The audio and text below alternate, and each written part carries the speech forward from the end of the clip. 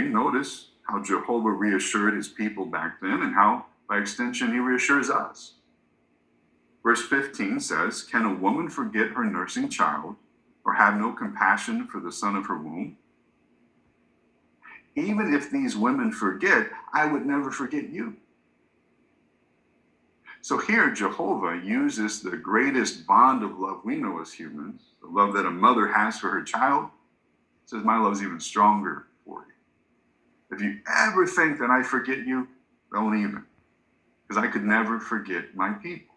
Now, today we hear reports, unfortunately, of mothers perhaps not having the type of love that they should have for their children because of imperfection and other things. And yet Jehovah says, my love is stronger than that. But Jehovah goes further. And I love this next verse because it reminds me of my grandfather. My grandfather grew up in North Carolina from the country.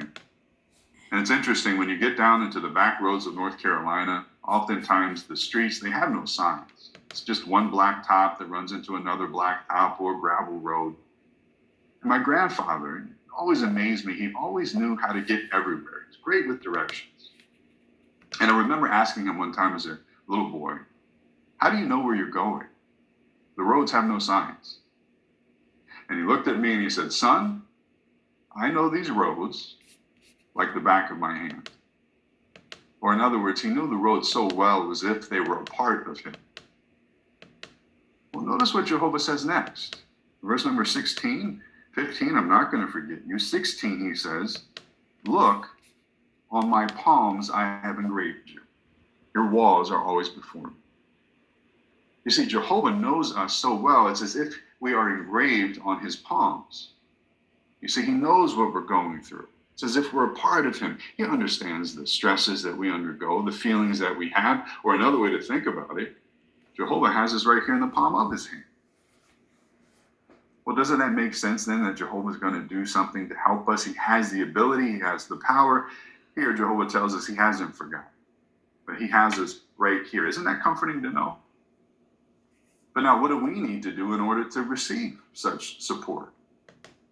Well, here again, we can look at God's word to demonstrate how we get comfort from it. This time, let's look at a Bible account that helps us to appreciate what we need to do in order to receive support from God. This time, turn to 2 Chronicles, chapter 20. We'll just provide some background here in 2 Chronicles, chapter 20. This is during the days of King Jehoshaphat, a faithful king in Judah. If we were to look back at chapter 17, when King Jehoshaphat first becomes king, one of his first objectives is to strengthen the nation's military presence. He builds up the fortifications, particularly around Jerusalem. So he took practical efforts. And yet here in chapter 20, in verse 1, we read that there's a coalition of nations, Moabites, Ammonites, Ammonim, that are coming against Jerusalem. Verse 3 tells us Jehoshaphat becomes afraid when he hears of this. He turns to Jehovah in prayer, and listen to the man's anguish. For example, verse number 12 of chapter 20,